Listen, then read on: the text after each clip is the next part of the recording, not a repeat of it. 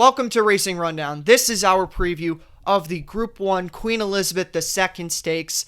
This race, aptly named, run this year in the memory of the late monarch who did so much for so long for racing. This is one of two previews that we're going to have on Racing Rundown's YouTube for British Champions Day. Of course, we will also have one for the Champion Stakes. Eric is going to be doing that preview. As usual, as we do with our American races, we're going to go through all 9 of the horses for this race. Obviously, a very fascinating race. Some real quality horses showing up for this to make it an entertaining Queen Elizabeth II Stakes, and I am going to do these by program number and not post position. So we'll start off with the number 1 horse, although that's not really relevant with this guy.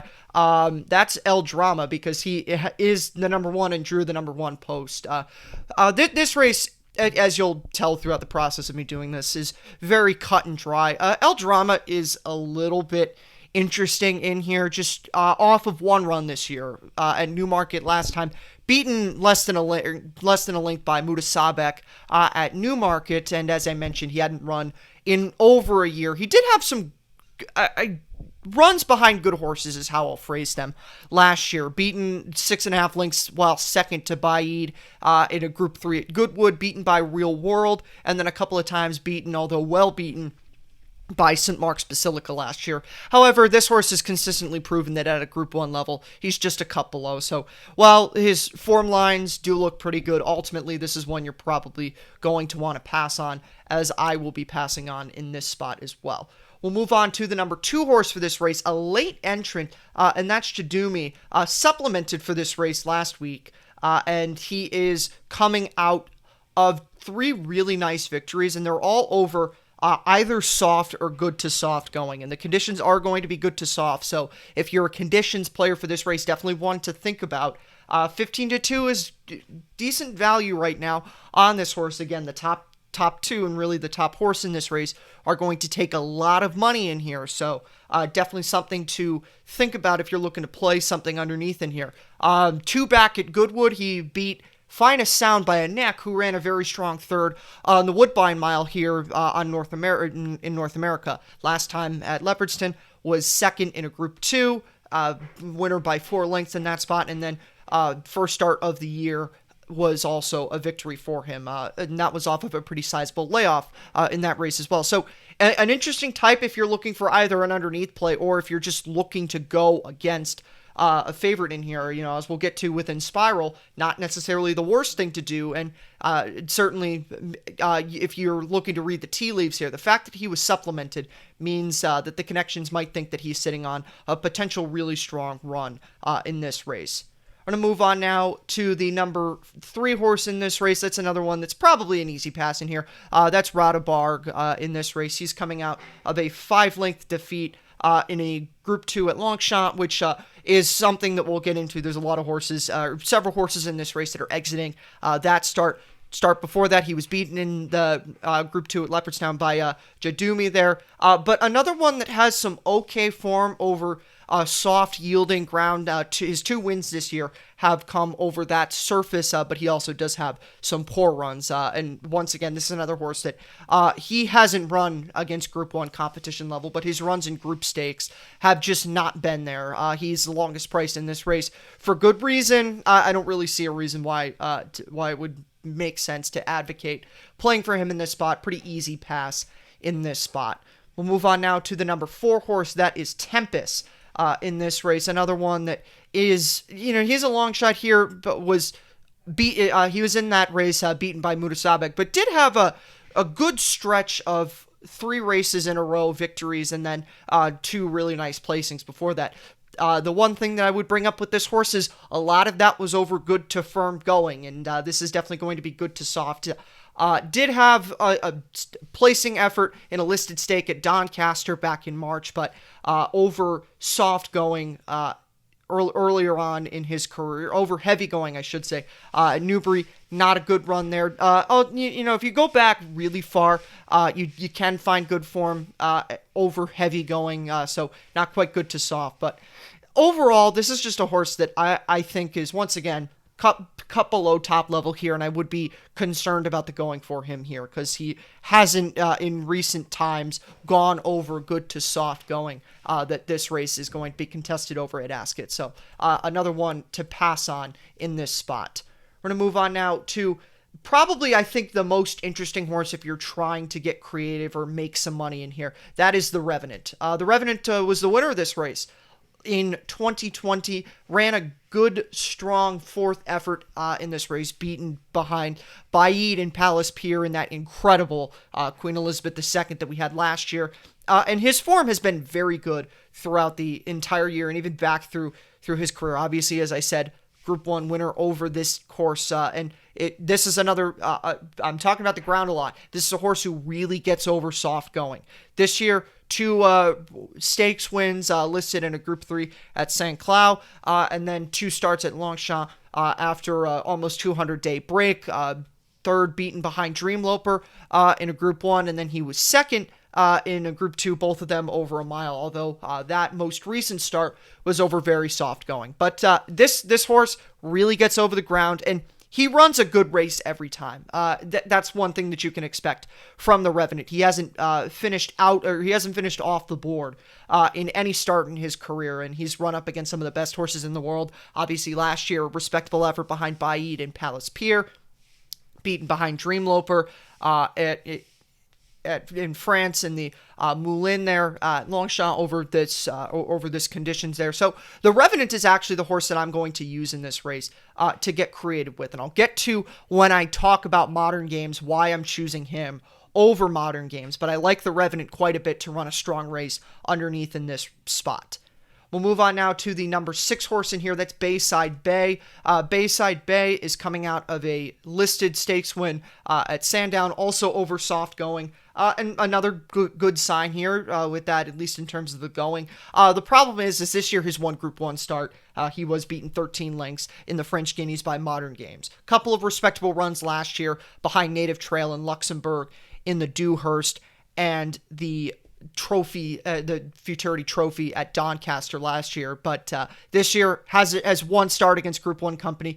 Didn't run, he ran pretty bad in that spot. So, well, another one that might be intriguing because he has been in decent form as of late, one that I'm just going to stay clear of because of that one run in the French Guineas behind Modern Games. I'm not crazy about Modern Games in this spot. I'll get to why, because as I have said on Racing Rundown plenty of times, I think that Modern Games is quite a good racehorse, but I'll get into why I don't necessarily like him for this race after we finish up with the number 7 horse, Check and Challenge, who is another long shot in this race. It makes sense why he's a long shot. Doesn't really have too much form.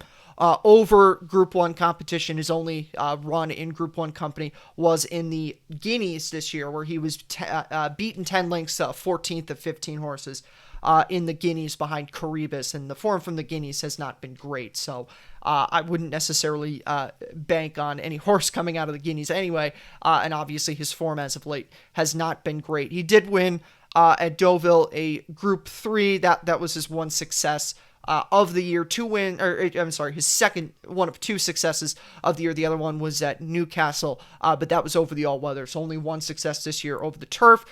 He was in that group on October 1st in that Group 2 at Longchamp, which is a very pivotal race for this one. A lot of horses are exiting that spot, but just another horse that is a cut below top competition in here, and the top competition is going to be very tough to beat in this spot. We'll move on now to Modern Games, who I referenced very, very much over the course of this. Modern Games is a standout horse in the mile division, and especially as someone who is talking from North America, Modern Games is poised to run a absolutely massive race in the Breeders' Cup Mile. He's the favorite right now, assuming that he runs good in this race. He'll come here and really have no problems in this race, or really have no problems in that race. Modern Games, I think, is going to run a good race in here, but I said that I like the Revenant more so than Modern Games in this spot. Why is that? Well, I said Modern Games is the best horse in the world at a mile around a turn, and he's a top 3 miler in the world, period. The top miler in the world is in this race, and this race is also over the straight mile at Ascot. And Modern Games does have form over good to soft going, but he's definitely a horse that really excels when he gets the firm going. So not that I think that the going is going to beat him in this spot, because he won the French Guineas over the good to soft going. It's just I prefer the Revenant more so than Modern Games going a straight mile. And the Revenant has form at Ascot. He's won this race before. Straight mile's no problem for him. Not that the straight mile is, or not that Modern Games can't win over a straight course, but he did lose the Prix Jean Prat behind Tenebrism, which was going 7, so not quite a mile, but he did lose that. It was a very perplexing effort. Although I do have to give him his credit at Goodwood. He did run to within 2 lengths of Bayside, which really has been the race to cement him as one of the world's top horses, and then went to Canada, absolutely crushed the Woodbine Mile. He should run a very good race here. I am going to pick him third, just because I'm going to play the Revenant on top of him. But Modern Games should exit this race, run a huge race in the Breeders' Cup Mile. That's to nobody's surprise, because he is one of the top horses in the world. And I said on Racing Rundown, Charlie Appleby's 3 Guineas winners. I think Modern Games was the best of them, and I think we're bound to see, even though he doesn't win, I think we're bound to see a big run from Modern Games in this race. And now we'll get to the favorite, Inspiral. I haven't really referenced her too much during the course of this preview, but there's really no reason to doubt why Inspiral's the favorite for this race. 6 for 7 in her career. I'll get to the loss in the Falmouth in just a minute, but obviously flawless last year, and then off of a sizable break going into the Coronation at Ascot, she absolutely annihilated a field of really, really good fillies. That was the best that the world had to offer. You had 2 Guineas winners, Cachet and Mangustine. You had Tenebrism, who subsequently won a Group 1. You had Spenderella, who's the best 3-year-old filly between a mile to a mile and an eighth in the United States. Discoveries, who's Group 1 placed. A Breeders' Cup Juvenile Fillies Turf winner, Pizza Bianca, and then subsequent Group 1 winner, Prosper's Voyage. So that field had everybody that you could have possibly wanted to see, and Inspiral absolutely crushed them. But she did follow it up with that very weird effort in the Falmouth at Newmarket, which was concerning, but there were only 5 horses in that race. She just didn't look like she was going well at all in that race, and Rob Hornby gave Prosper's Voyage a great run there, and it ended up being a very perplexing, but a defeat that Inspiral came back from when she won at Deauville over what was also their very strong field. Finished in front of the late Caribas, a Guineas winner, obviously, Order of Australia, Prosper's Voyage, State of Rest, plenty of Group 1 winners there, even Bathrat Leon, Group 2 winner, Godolphin Miles. So just she's absolutely handled every single horse that she's gone up against, even Prosper's Voyage in races, and even subsequent races after the Falmouth. Inspiral handled Prosper's Voyage with ease. I'm a little bit nervous because that Falmouth in the back of my mind is concerning me, but at the same time, Inspiral has just been so good on 6 out of 7 occasions. It's very difficult to bet that she's not going to bring her A game here, and she did win last time over the good to soft going, so she does have form over that as well, which allays not that I would be afraid of the going for her, but any fears of that are certainly allayed by she won the Bet 365 Fillies Mile and the Group 2 or the Group 1 at Deauville this year over the good to soft going. So Inspiral over the Revenant and Modern Games for me here. Not very original. Again, the only thing that as I said, the only way you can really get creative with this race is to play the Revenant on top of Modern Games. That's what I'm going to do, but really it's all Inspiral for me in this spot. That's it for this preview. As I mentioned, Eric will have a preview for the Champion Stakes. I'll just tell you right now, Bayside is going to win that race, go out unbeaten, and it's going to be special to watch. But we're going to get to see a special race immediately preceding that. We'll see you next time on Racing Rundown. Have a good one.